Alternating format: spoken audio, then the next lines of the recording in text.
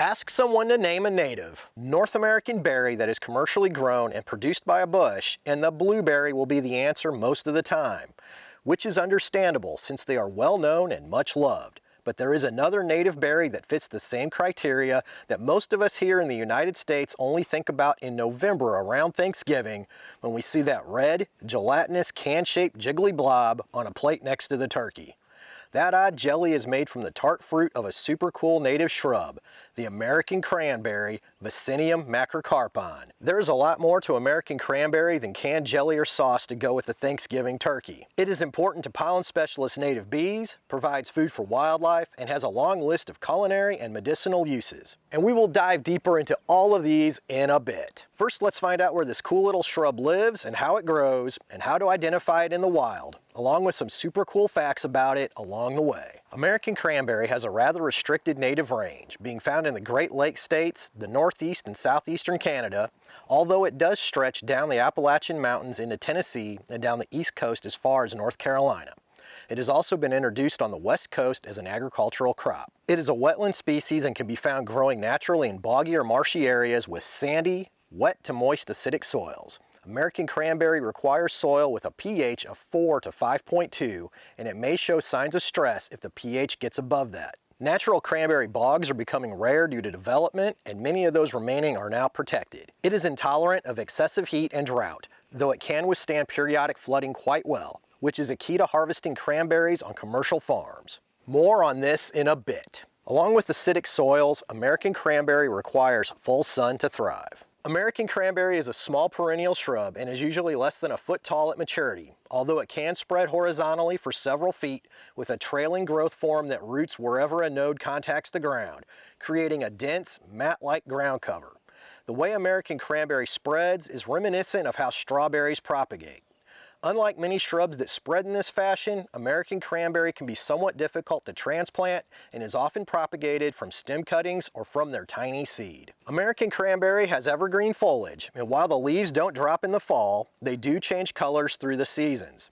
Summer leaves are a dark glossy green and turn an eye-catching coppery purple in the colder months. The leaves are quite small, being only 1/3 to 2/3 of an inch long by 1/8 to 1/4 inch wide. They are oval in shape with both ends bluntly rounded.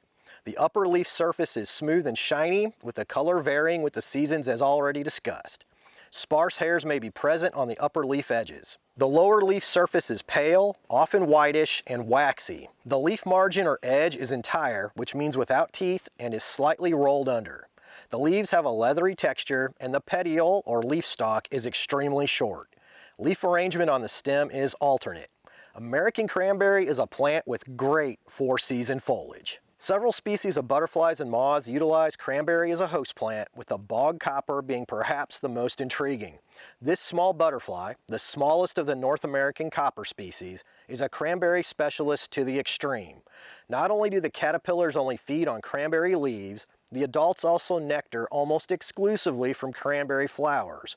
The adults are not strong flyers, and bog coppers often spend their entire lives within the confines of the acidic bog they were hatched in. Another odd and even crazier thing about the bog copper is they spend up to 85% of their life in the egg. Even crazier is they are often fully submerged by seasonal flooding when they are still in the egg as completely developed, unhatched larvae. Nature is truly awesome. If you love learning about native plants and the awesome butterflies they support, think of that like button as a cranberry bloom and go find it like a bog copper. Young American cranberry twigs are greenish brown to brown, can be hairy or smooth, and have a wiry feel to them. Older growth is a dark reddish brown and smooth, and often has roots at the nodes where they touch the ground. The flowers of American cranberry are quite spectacular, although small, being only 1/4 to 3/8 of an inch long and bloom between June and August, depending on location. Showy small red flower stalks form at the tips of the branches and support the small white flowers. Each flower has 4 highly recurved or bent back petals and a central cone of dark red stamens and a single longer style. These distinctive flowers are where cranberries got their common name, and people thought the blooms resembled the head of a crane and named the plants and fruits cranberries, which over time became the common name we know them by, cranberries. There is at least one native bee that specializes in feeding its young with pollen from cranberry flowers, the eastern cranberry bee. There are many species that specialize in pollen from flowers in the genus Vaccinium.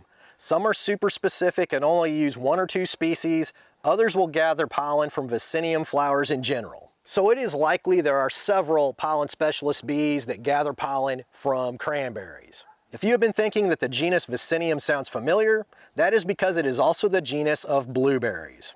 I mention many bee species in my videos, and if you would like to learn more about the bees that happen to be in your yard, I recommend the book Bees, an Identification and Native Plant Forage Guide by Heather Holm.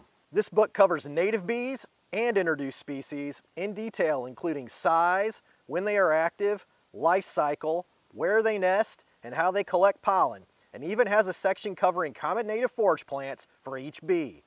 There are sections devoted to many species of native trees, shrubs, and herbaceous plants that bees use. At the time of recording, this book cost around $22, which I think is a great value. I will put a link to where you can purchase this book in the description. The flowers give way to creamy white fruits that later ripen to brilliant red, small, round fruits that are around ½ an inch in diameter. Even though the fruits are small, they are the largest of any cranberry species and is the source of the species name Macrocarpon, which translates to large fruited. The fruits ripen from August to November, depending on location, and are quite buoyant due to 4 air pockets that are within the fruit, which is super handy when it comes time to harvest them. I promise this is coming up in just a minute. Many species of birds like to feast on the berries, including songbirds like the cedar waxwing and larger game birds such as the ruffed grouse. Mammals love cranberries too, and everything from chipmunks to black bears dine on them. Of course, cranberries were an important food source for the Native Americans and later the European colonists, and are still an important crop today. Cranberries are quite tart, so tart that they can be tough to eat straight up, which is why you almost always see them made into something, like a juice cocktail, added to pastries, as a sauce, and of course that weird canned jelly, and not served as just raw cranberries. Cranberries are also readily available as dried fruit, which can be used in baked goods, trail mixes, in salads, or added to oatmeal. They contain several organic acids, including citric acid, which is why cranberries have that tart flavor. They also contain tannins, which are released from the fruit skin when the berries are cooked, and introduce a big dollop of bitterness into the mix.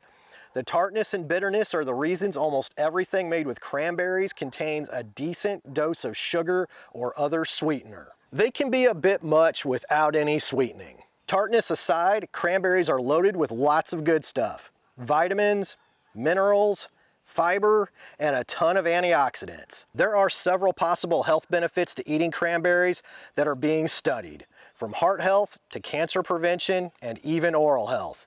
Cranberry juice has long been used as a preventative and treatment for urinary tract infections. Just be aware that cranberries are high in oxalates, so if you are prone to kidney stones, you may want to lay off the cranberries. While the cranberries grown in commercial bogs are the same species as the cranberries that grow in the wild, they are selected varieties with larger fruit and higher production. Farming cranberries is an interesting process that requires a specialized field called a cranberry bog to be engineered and built.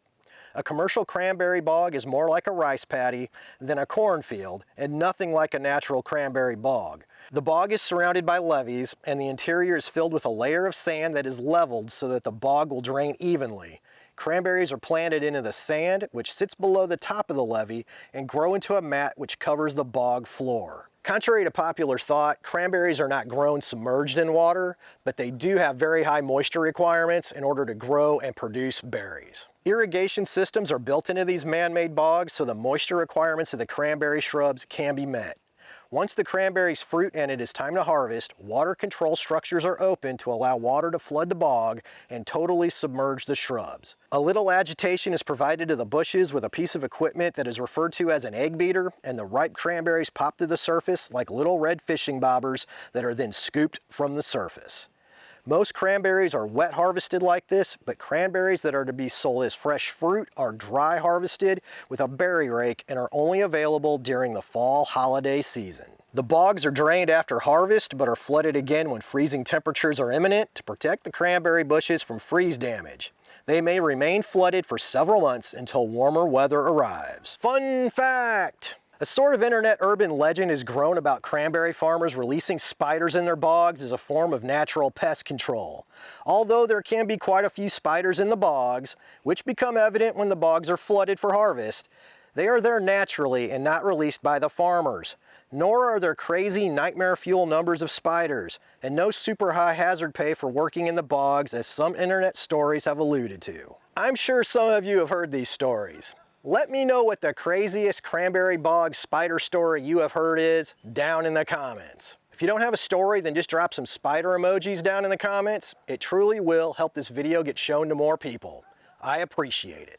When it comes to cranberry production, people often think of the Northeast and Massachusetts.